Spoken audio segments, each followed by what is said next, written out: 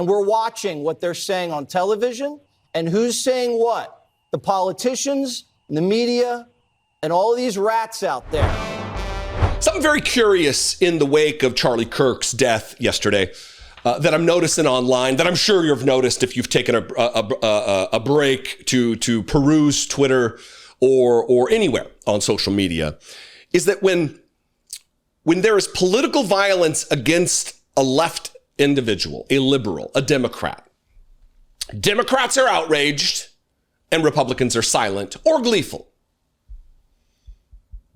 And when there's political violence against a Republican or a conservative, Democrats are outraged and Republicans are outraged, but also stoke violence against Democrats.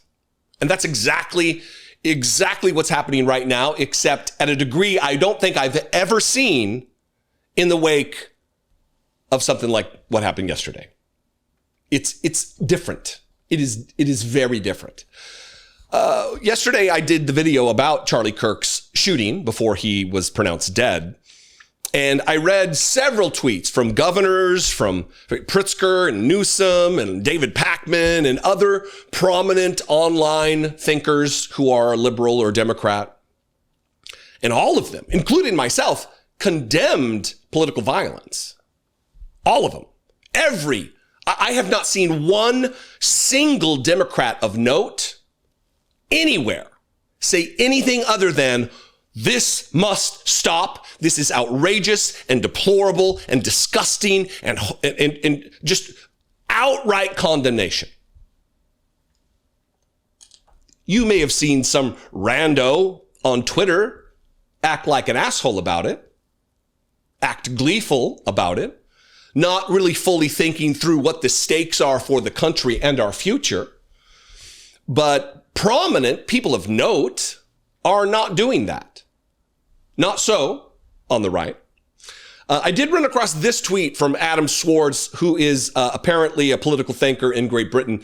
And he gave his thoughts from across the pond about what he's witnessing online relative to what I just spoke about. I'm going to read you two tweets, and then we're going to get into exactly what is taking place over on Fox News and across the conservative zeitgeist of media, of them stoking the rank and file Republicans to violence, to fury, to anger, to apoplectic rage.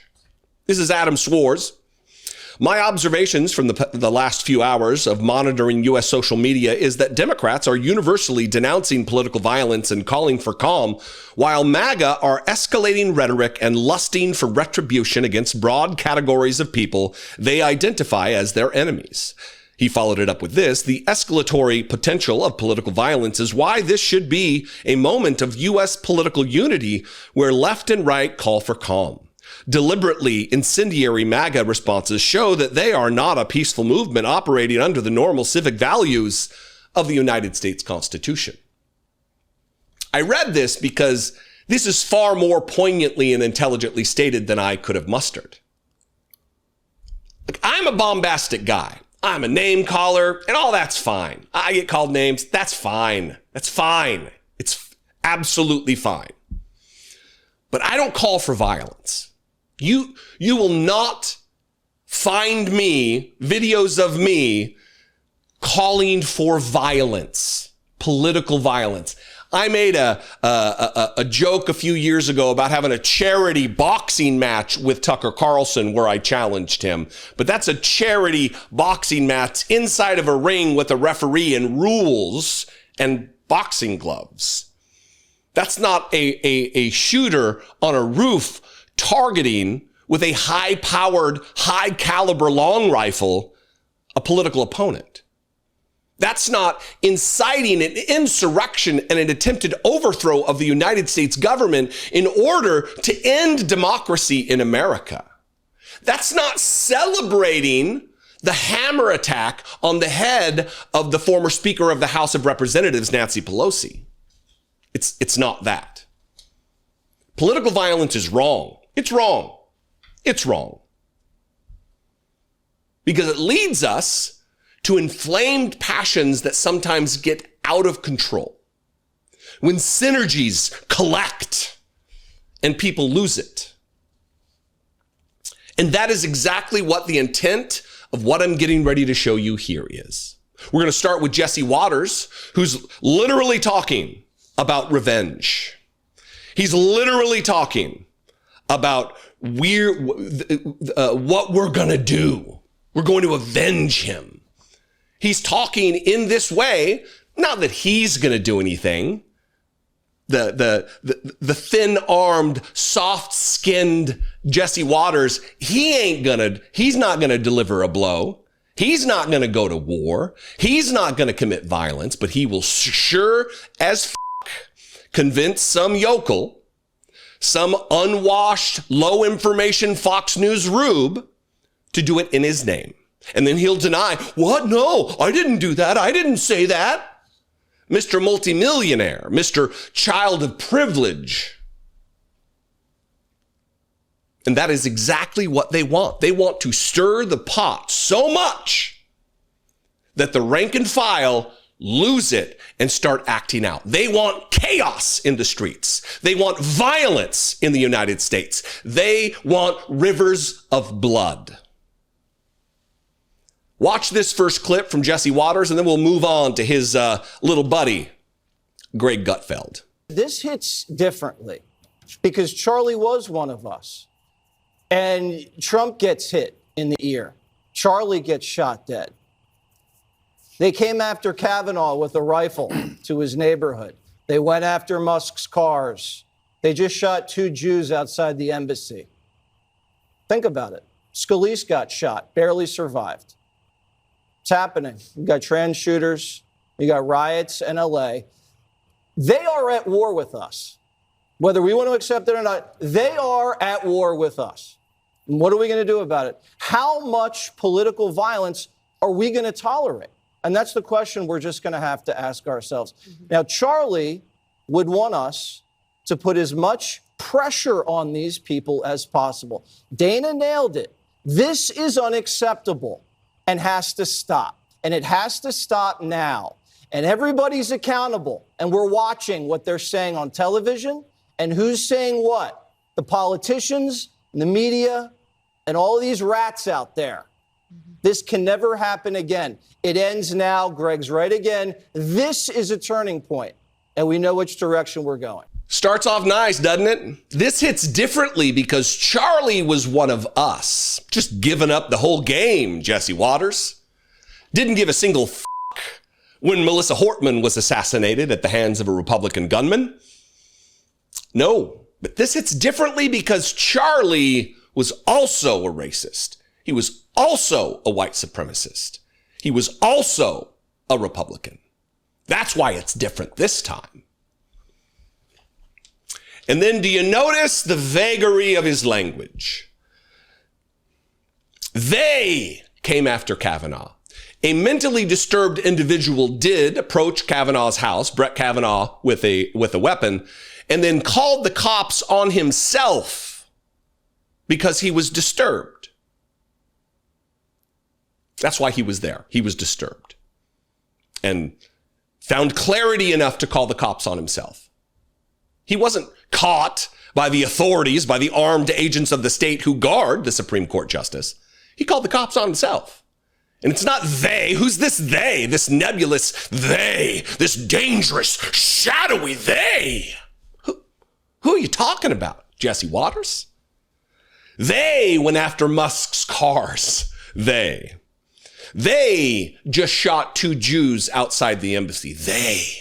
They did this. Do you hear this, Fox News viewers? They might be coming for you next. It's dangerous.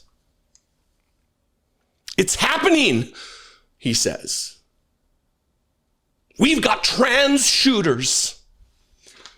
It is remarkable to me with the literal thousand upon thousands upon thousands of mass shootings we've had in this country at the hands of white men, predominantly, overwhelmingly white men, white boys, white males, thousands, tens of thousands maybe. I don't know the number is so astronomical, I don't know the number. But we've had, Of all the tens of thousands of mass shootings, there's been 5 transgender people. So now that's the threat.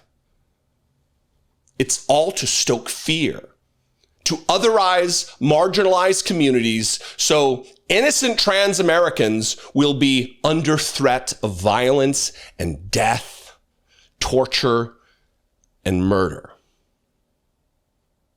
Not at Jesse Waters' hands. He'll be blameless. He's not going to do the violence himself. We'll get to who will, the types that will. They are at war with us, he says. They are at war with us, he repeats. How much political violence are we going to tolerate, he says, rallying the troops.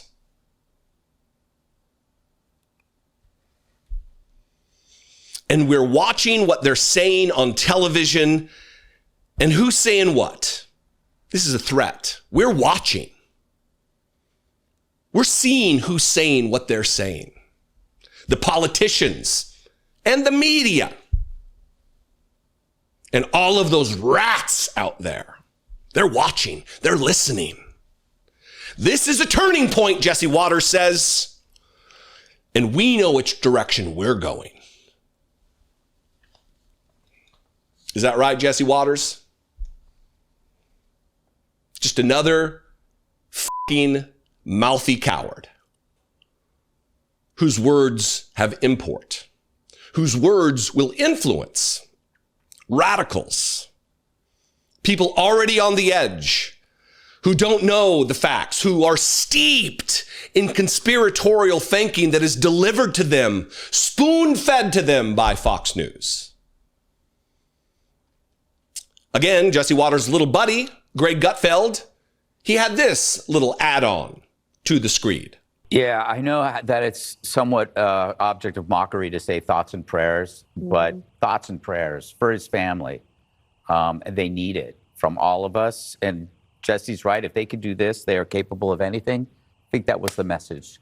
I believe that was the message. It's really hard to radicalize Republicans. Yeah. You know, it's like we're not the radical type. But if you thought that you were going to shut a movement down, you're going to get a rude awakening. You woke us the fuck up.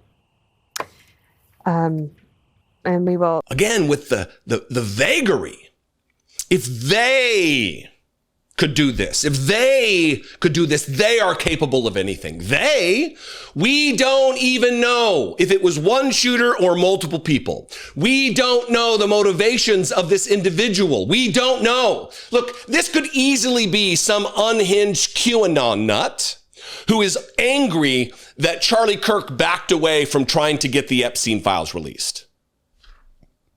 It's just as logical and reasonable that that could be the case.